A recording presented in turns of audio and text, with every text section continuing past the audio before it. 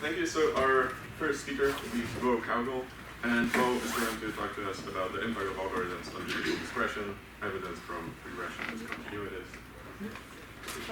Thanks so much. Thank you very much for welcoming me. Oh shoot, I customized this whole thing and then thank you so much for welcoming into me, into your community. I'm an economist by training. Before that, I was a software engineer in Silicon Valley, and as I was formulating a dissertation and going into the job market, work at the intersection of social science and labor market outcomes and machine learning was kind of a natural thing for me to study. So today I'm going to be talking about mostly the growing use of analytics in decision making. I think other people have already brought this up, and I'm sure you're just aware from the news coverage. A combination of questionnaire and administrative data are now used to score defendants, sometimes pre-trial and sometimes post-trial, for what level of punishment they should get.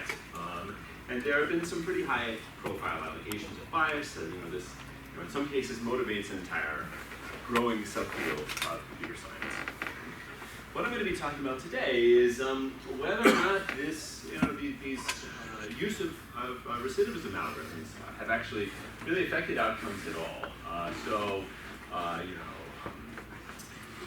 The question that's motivating this is that even if we didn't have judicial algorithms, it's someone would have to make a decision somehow. It's possible that the counterfactual judge who makes a decision without an algorithm would arrive at the same conclusion, or actually possibly a worse one. And we can debate whether or not in this paper there's what worse would actually mean and how measured that is.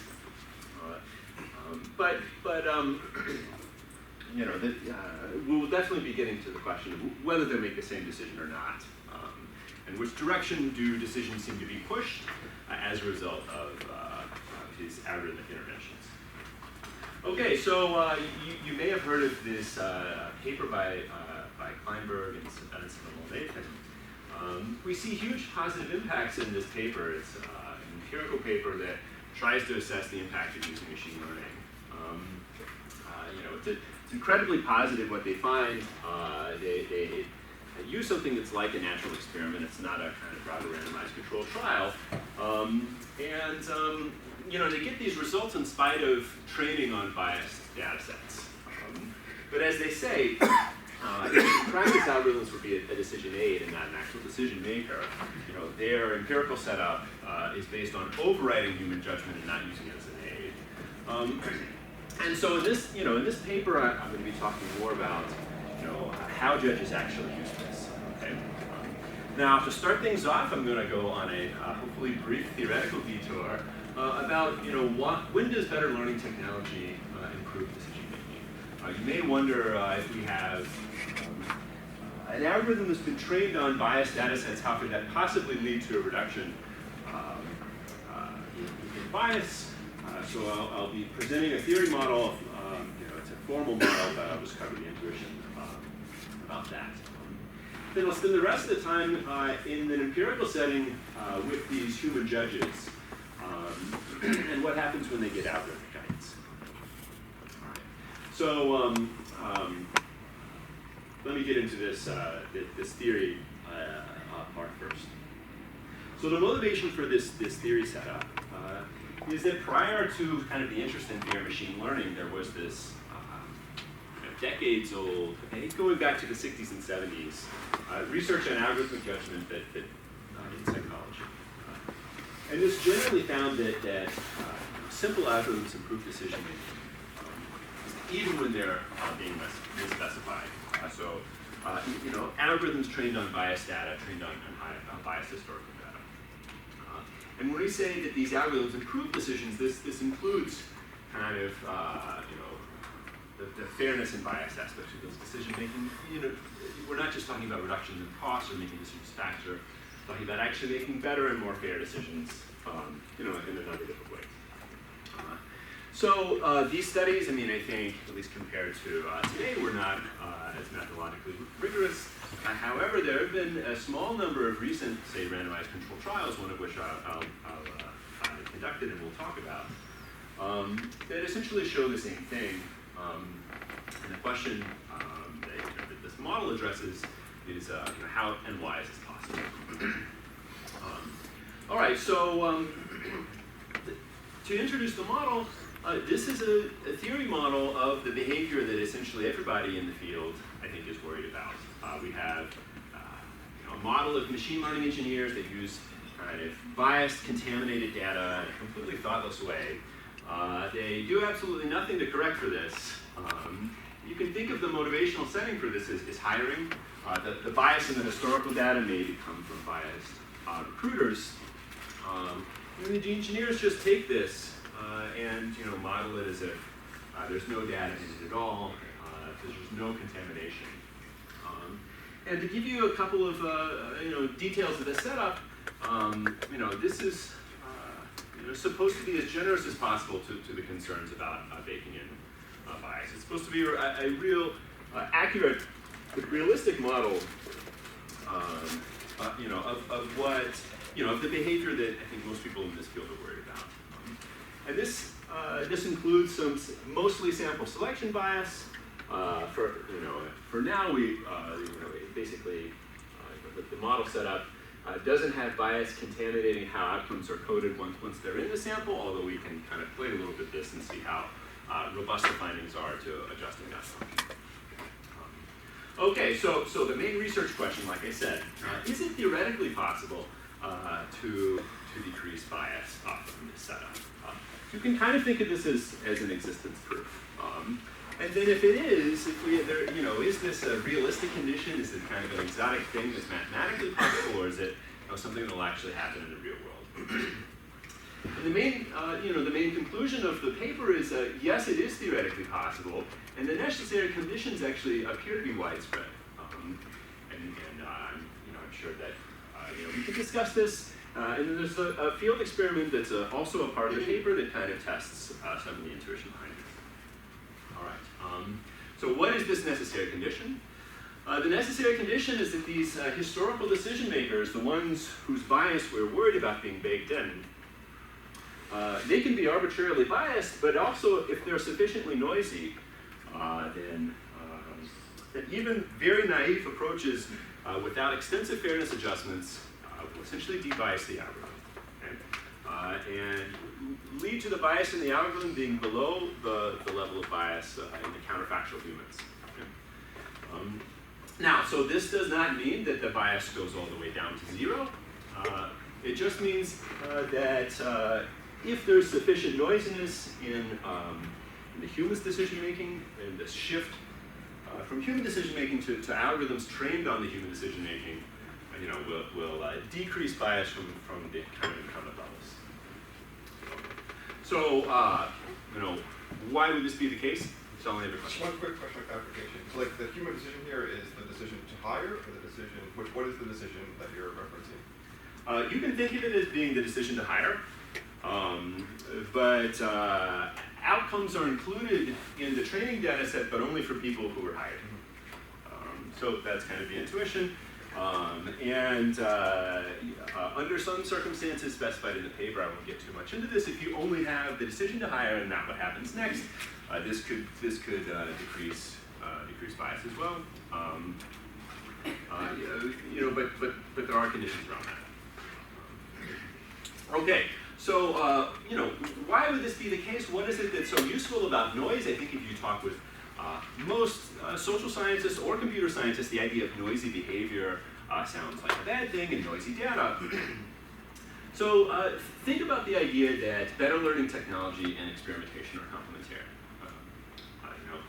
These two things together allow you to learn more and make better decisions than if you kind of had any of them on their own. And so once you have that in your head, the idea behind the noise result is that inconsistent decision-making effectively introduces experimentation into the training data set. Okay, so what do we mean by inconsistent decision-making? We're talking about the results from behavioral economics about people behaving differently as judges depending on whether they're hungry or not, depending on whether or not they're the local sports team did well or not, depending on what the weather is outside, what their stock portfolio did. All of these kind of irrational, noisy, random things that can influence decision making in ways that are totally orthogonal to what people are supposed to be basing decisions on. Okay?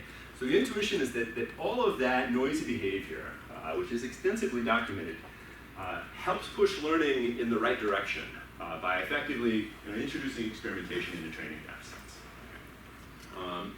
Another way of thinking about this is, if you think of multi-armed bandits as balancing kind of explore and exploit, if you have really noisy decision makers, they are effectively doing the exploration for you, even if they didn't deliberately follow some pattern of explore exploit set out in the bandit literature. So one of the main results is with enough noise, even simple algorithms can reduce bias, without fairness adjustments, and that's the kind of thing that the prior empirical literature has shown. A couple of other, I think, interesting implications of this that are in various propositions within the paper are, first of all, how far does a little bit of noise go? And if you have a bias of a certain size, how much noise do you need to correct it? Okay? So the model shows that a little bit of noise goes a really long way. And if you're worried about huge biases, you only need a little bit of noise in order to kind of introduce enough experimentation to discover it. So I also think this is an optimistic result. If you, it basically says that if there are really huge discrepancies in outcomes under the human regime, you only need humans to be a little bit inconsistent before an algorithm can, a highly naive algorithm can pick this up, and partially correct for it.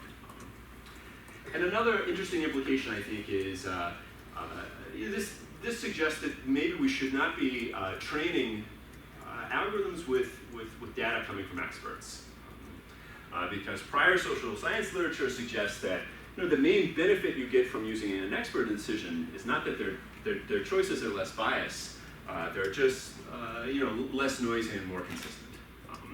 So if you plug expert decisions into this machine learning setup in this way, they will not be effectively exploring enough for the bias to be reduced. And if you want bias to be reduced, some amount of exploration is necessary to find out what sort of decisions would be better than the biased ones you've been doing in the past. Anyway, so that's the kind of thrust of the theoretical results in this paper. You might wonder, well, that's like a nice math, theorem, but is this actually kind of practically going to have bite? So the latter half of this paper covers a field experiment in a large company that randomizes the use of machine learning for recipe screening. The engineers in this paper, this is right on the edge of the time where computer scientists were sort of becoming more aware of fairness and bias issues in machine learning. But these guys didn't really get it. They were effectively doing all the things that we were worried about. And nonetheless, there was kind of large gains both in productivity and diversity and fairness metrics from using the machine learning as opposed to the human screeners. And if you dig a little bit deeper, which I won't do now, you can see this seems to be driven by how the role of noise in providing some experimentation and which candidates will actually perform well once they're on the job. Okay, so I'm going to move away from the theory and go back into the judges setting now. But first, I wanted to talk about the implications of the previous study for policy and practice. Transparency in audits. By that I mean, company must publish their code. It's a popular kind of policy solution that's brought up in journalism a lot. And the field experiment, I think, kind of shows how misleading this notion of transparency can possibly be. If you were to do an audit of this and force the company to publish their code, And the weights, you would have seen a table like this. And you can look at these numbers as basically representing the weight in the scoring algorithm for various characteristics that appear in resume. Okay, so it looks like it's really good to be referred according to this algorithm. It looks like a great thing. Going to a non-elite school seems like it's a bad thing. It gets negative weight, doesn't really care about your experience level, and if you're statistically non-traditional, that's like, appears to be especially bad, at least compared to all these other things. But I don't think this is what most policymakers should actually care about. They should, in a practical sense, care more about treatment effects, which is not the characteristics that rank you high or low, but how does your chance of getting a job or some other benefit change between incumbent system and new system according to these characteristics. Okay. So here are those, what you might call treatment effects of using the algorithm on people with these characteristics. Okay. And so you'll notice that these are all positive, even though the weight and the scoring algorithm are kind of all over the map. So statistically non-traditional gets downweighted in the algorithm, in the rankings. However, they're 15% more likely to end up getting a job under the algorithm rather than the human regime. And so the intuition behind what's going on with this is that the algorithm may downweight being statistically non-traditional. Okay? But effectively, the humans are downweighting this even more. As a result, when you switch from human regime to the male regime, you get this kind of large increase in the selection of statistically non-traditional people. Okay? And so it's basically the same thing here. It looked like no experience doesn't matter. Actually, this is a really good thing for, it's a really good intervention for people with no work experience. Going to a non-elite school looks like it's bad. It's actually really good for them as well. And then finally, so this is true in the paper for kind of women and racial minorities as well, but I also want to say, if you look at non-referred, of course this is negative in the scoring algorithm, but is a strong positive treatment effect. And essentially, the algorithm is able to screen people better who don't have some prior connection to this particular employer. Okay, so back to judges. We may now wonder, in a similar setting, but obviously with some important differences, how do risk assessment algorithms kind of affect the way judges do their jobs? You can think of judges as being a little bit like resume screeners. Both of them have to look at a bunch of covariates and make some decision that affects the applicant or the defendant. Obviously, kind of very different empirical implications either way.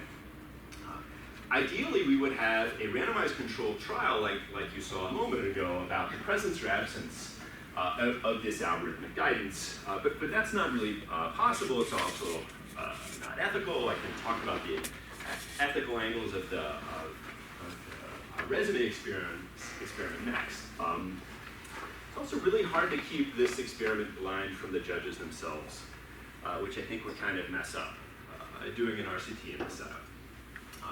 So instead, in this paper about the judges, I'm using a strategy called regression discontinuities, which is essentially how do judges' decisions change as defendants cross arbitrary thresholds in scores. Okay, so lots of these algorithms spit out a continuous number. That continuous number literally has no meaning. You could get like a 3.67. It's like a GPA. The actual number doesn't mean anything, but the categorization, or what percentile you're in, does. So because the numbers have no meaning, companies that sell this software round things to low, medium, and high, or first decile, second decile, third decile, and whatnot. So I'll be looking at outcomes for defendants that were just slightly below the low, medium threshold and slightly above, and the same thing for the medium, the medium high threshold, and et cetera. So I'll show later on that the people on either side of this threshold are statistically indistinguishable. There is a kind of just an arbitrary line being drawn in between them. Actually, the line was derived from a completely different subject population's cutoffs. And that's the causal inference strategy for whether or not these labels matter. So doing this, you know, some people care about this, some people don't. This is not identical to, you know, this is a causal effect, but it's different than the RCT estimand. And in particular, this estimand coming from the regression of discontinuity is, you know, really focuses on these, you know, what's the causal effect of the algorithm on these, you know, marginal candidates that are right in between categories rather than the effect on everybody. You know, a big estimate in this regression discontinuity kind of suggests that the judges are sensitive to what the algorithm tells them. If you have a zero estimate, that kind of suggests that the judges are not really paying attention to whether you're technically classified as a low or a medium. If you're kind of you know, on the cusp, they make up kind of their own minds. Okay, so what's the empirical setting for this? Just a familiar COMPASS data set. The COMPASS data set, you know, disclosed in ProPublica actually contains the continuous score, but almost nobody has used it to date. This is not the Kleinberg et al. Algorithm that I motivated this with. You know, lots of papers have used this, and I'll discuss the implications of that later on. I will say not that many papers have used this for some sort of causal inference like this regression discontinuity though. Here's what these candidates look like, or sorry, these defendants look like. You know, the largest group is black and male. They are relatively young. I think this average is being dragged up by a few really old people. The median is in the 20s. You know, the types of stuff they're being charged with is, you know, mostly things like battery and assault, robbery or burglary. A good amount of people actually are ultimately not charged. There are a very small number of kind of really bad crimes, but most of this is a little bit more everyday. Well, unfortunately, things like assault, battery, versus some driving, what were vehicle-related stuff in here as well. One second. So, in case you don't know, I expect this audience does. You know, this algorithm takes characteristics of the defendant and then returns a recidivism score through a black box that's bucketed. And I'll be looking using this regression discontinuity around the kind of thresholds, you know, close to the thresholds of these different buckets.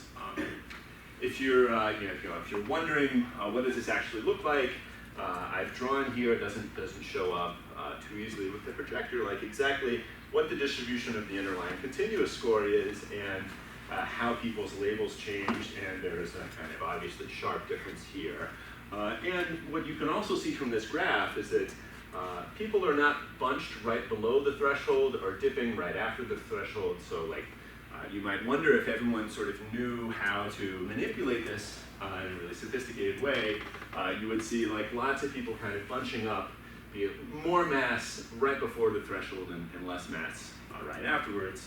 And you can test that formally as well, and you know that doesn't seem to be going on.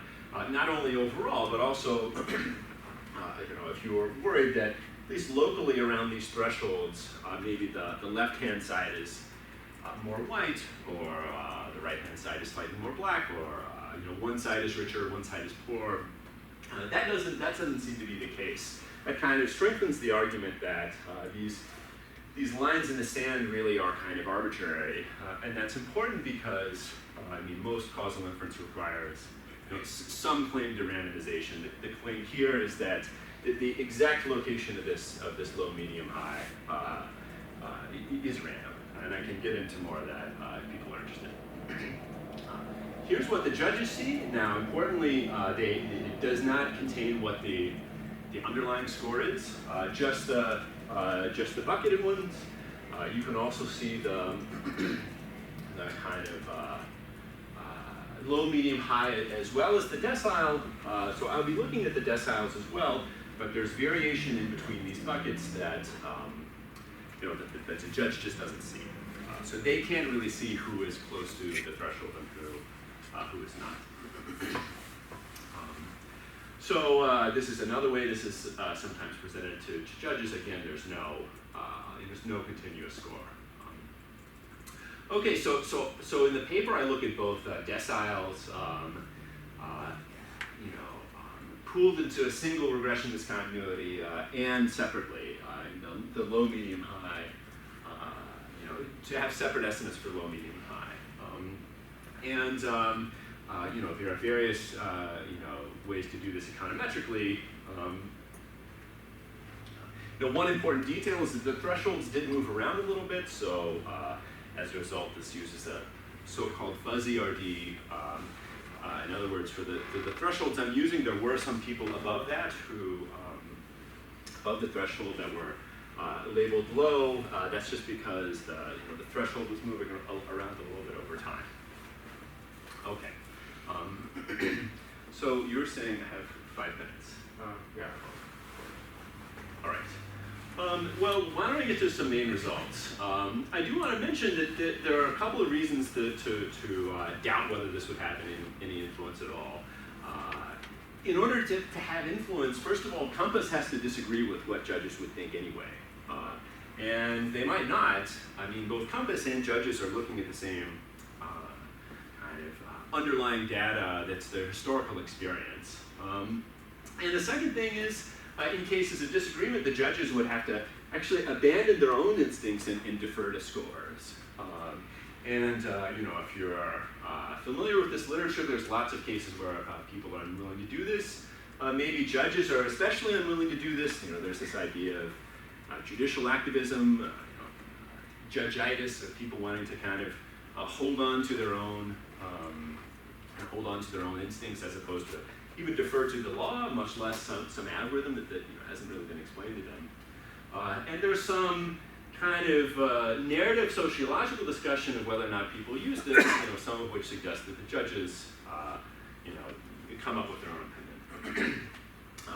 Then again, all these decisions are made really quickly. The algorithm is salient. Maybe they don't intend to be influenced, but they actually are. All right. Now, in my remaining time, I'll just mention the main results from this and what I think the implications are. Crossing one of these thresholds leads to people going to jail before time, before trial by about 1 to 4 weeks on average. It does depend on what the threshold is crossed. And this is driven mainly by, not by people kind of staying in jail overnight at all, kind of that extensive margin, but really the intensive margin of how long you stay, conditional on being there. If you think about workplace absenteeism and the advocacy in this area around pretrial detention, they say 3 days is too much. So like 1 to 4 weeks is a pretty significant one. I also find heterogeneous effects by race. Basically, black defendants' detention are more sensitive to the thresholds than whites, and sometimes the effect of crossing the threshold is almost double for black defendants. Okay? So this immediately will sound unfair. It most definitely is unfair. It's not clear what side you would have been on in this. Whether you would whether this alone means that things are better for black defendants or white defendants. Certainly, if you're crossing the threshold in one direction, it's way better to be white. But if you narrowly miss on the other direction, it's better to be black because you're significantly better off for being a little bit to the left. There are some thresholds where white detention is actually kind of unaffected, and something this is suggests is that the priors that judges have, prior beliefs about white and black criminality are different, and that this, that these labels really change priors for black defendants, whereas don't nearly do it as much for white defendants. This would happen if, for example, judges were just better overall at figuring out the criminality of white defendants than black defendants. And then finally, crossing the threshold not only affects who goes to jail pre-trial, it also affects later recidivism. So of course this Compass data set contains data on who committed future crimes, or rather who was arrested for future crimes 2 years after their time before the judge. And being above the thresholds makes people more likely to be arrested again, on average. So for some low decile thresholds, they're actually less likely to be arrested again. This kind of suggested, at least for them, the extra time in jail was kind of a deterrent. But on average, the extra jail time seems to make people more likely to be accused of future crimes. This is, some people say that this is possibly the result of becoming kind of professionally criminal while you're in jail. It also could mess up your outside options, so it's harder to get out of jail afterwards and do something else. But this also could be driven by greater surveillance of, by the police of defendants who kind of have a prior history. So if you're wondering, what is the kind of level, the level of this effect? It's about 1%. That's 1 percentage point. And that may sound low, but the overall level of recidivism or rearrest in this data set is not all that high. It's below 5% on average. I think it's 8% for the very top. The people classified as high. So 1% is actually a somewhat meaningful increase. So I did want to mention this. You might think this sounds crazy, being in jail for a little bit extra time before trial. How could that lead you to get rearrested? This is actually not the first paper to show this. It is the first one to link it to algorithms, at least to my knowledge. But there are other papers that use randomized assignment of judges. Some judges are just really harsh. They put you in jail for a long time, and you can use that as a source of identification. It's a natural experiment to measure the effects of jail time. And one of the main mechanisms is that people who are in jail for longer pretrial are more likely to strike a deal because they, by the time they're their 5th day in jail, they're really urgent, really eager to get out. And as a result, are possibly willing to take a worse plea deal. And various Democratic politicians that have talked about this cycle of crime thing. It doesn't mean that they actually committed the crime. The rearrest results could just be a greater surveillance or greater willingness to arrest people in cases of uncertainty. Okay, so finally, there's lots of concern about algorithmic feedbacks in lots of settings. If you label someone a potential engineer, and then that intervention, makes them an engineer, this becomes ground truth for label 2.0 of the algorithm, and maybe this feedback loop is kind of making, kind of perpetuating bias and not really solving it. To my knowledge, this is the only well-identified evidence of this. Some people get, and by well-identified, I mean kind of causally estimated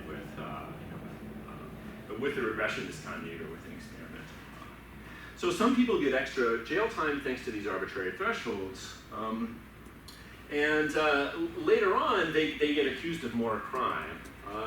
And these recidivism outcomes have then been used as ground truth in hundreds of CS publications that use this as training data for new algorithms. And the implication of the regression discontinuity results are that these recidivism outcomes are not kind of ground truth. They've actually already been contaminated by, by the use of compass and how the judges kind of interpreted these scores. And the fact, the idea, even before these results, the idea that the judges could be using it is used to sell work that uses the compass data set. But the implication of that is that these recidivism outcomes are really not ground truth. They're actually contaminated, especially for black defendants. They're making them look more criminal than they actually are. And so the implication is that if you use this ground truth to evaluate the compass, to evaluate compass, then you'll find that compass is actually less racist than it actually is. On the other hand, if you use the compass data set as ground truth to create your own new algorithm, then that new algorithm will have some of the bias of compass and the bias of the way judges use compass baked into it. And that's exactly the kind of thing that the rest of this computer science community and literature is generally, I think, more on guard about. All right, so I did want to emphasize that I don't have, that there's no pure human counterfactual here. I can say that the judges were influenced, but not necessarily for the better or for worse. And then finally, so I mentioned, I'm an economist by training. There's a paper on my website that just came out recently about kind of what does economics have to say about algorithmic fairness and bias generally, kind of substantively and methodologically. And if you're interested in this kind of thing, you should check it out. Anyway, so thank you very much, and I apologize for going over.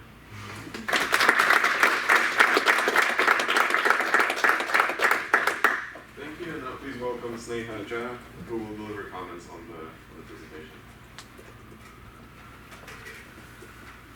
Good morning, everyone. My name is Sneha, and I'm a researcher who works at the intersection of machine learning, language, and healthcare.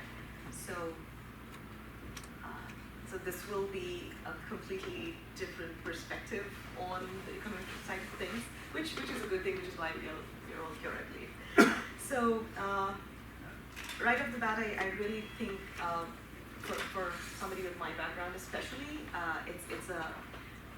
the ProPublica analysis just comes up ever so often in the fair and world, and I quite like the fresh counterfactual perspective to this, and especially there is a lot of talk about what the downstream outcomes or the effects are.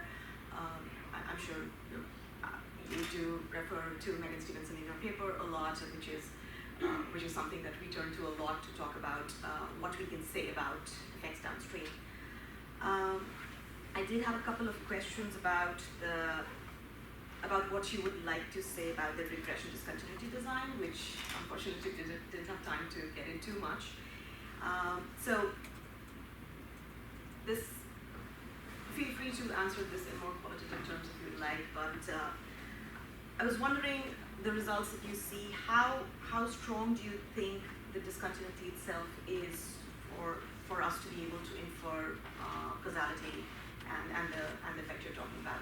Especially because when I see results like these, my head automatically goes to how we can transfer these to other scenarios, and of which there are many. I work in healthcare, like there are a lot of familiar things here, and also from the machine learning perspective, for example, we are obsessed with generalizations. So how generalizable this is as you go away from the thresholds? What can you say about the treatment effects, about subsamples going away from the discontinuity? If you have some comments on that. And something else that caught my eye was this whole thread about the disagreement between the judges and the algorithmic decisions. And this is a use case that appears over and over again and a lot of times. And I personally, in my research at least, we haven't been able to say anything about the direction the machine algorithm affects the humans. So I personally have seen both. We've seen machine predictions being presented to humans and them being affected by it in terms of more confidence, saying, oh, the machine is doing this smart, fancy stuff and is looking at more interactions or more features than me, and maybe it's just smarter.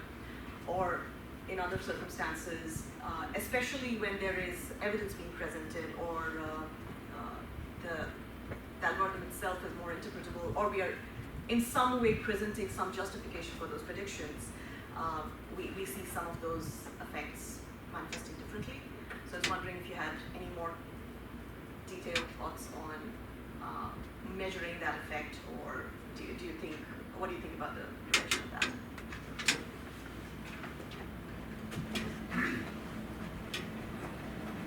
So there were a couple of questions, and I'll try to get them all. If I miss one, please let me know. The first one was about the strength of the effect. I do think the effect is pretty strong in magnitude and statistical significance. So you can check out the tables in the paper about this. And in particular, there's a question of whether or not the first stage, whether or not crossing the threshold affects the low, medium, or high assignment. That part is incredibly strong. For these sort of instrumental variables analyses, F statistic of 10 is considered strong, and I think the F statistic here is in the hundreds. And that's not surprising. I mean, they were pretty consistent about, there's this line in the sand. If you're above it, then you could classify it as high. If not, there's not a lot of exceptions there. The only exception was that if there was some movement over time. I think in June of the sample they moved the thresholds just by a little bit. So the second question I think was about generalizability, and particularly generalizability within this setting away from the threshold. So there are a couple of techniques that one could use to kind of use assumptions and try to get away from this. Make inferences away from the thresholds. In particular, going back to one of the themes of the first part, the noise. If this algorithm, if the compass algorithm had wide standard errors, when they predict someone to be a 3.7, it's actually like a 3.7 plus or minus 5. Then it really is kind of random whether or not you're on one side of the threshold or not. And the implication is that it's really not the RD estimate is not narrow. It's actually pretty broad, because where people lie, it has a lot of noise in it. Compass will not publish the standard errors around their predictions. We can try to back them out. I personally think that that'd be interesting to do. I haven't done that right now yet. But I mean, in another sense, I think it's that the thresholds are the most important ones to focus on, because if it's correlated, if the judges and the algorithm are correlated, then for the kind of non-threshold cases, they may kind of agree with each other anyway, and it may end up, it may really end up only being these ones that are on the margin that could go either way in either of their models that are driving all the results in, say, Meck and Stevens' paper. Then finally, I don't think this paper has a lot to say. I mean, other researchers do this about whether or not having more interpretable results would make this better or worse. Now, you saw what the judges saw. I mean, in the big scheme of things, that's actually pretty interpretable. You had, a recidivism score on a 1 to 10 basis. A violent recidivism score. That's a lot more interpretable than there at least are these labels. But there's no experimental variation in this within the compass data set to kind of test this sort of thing.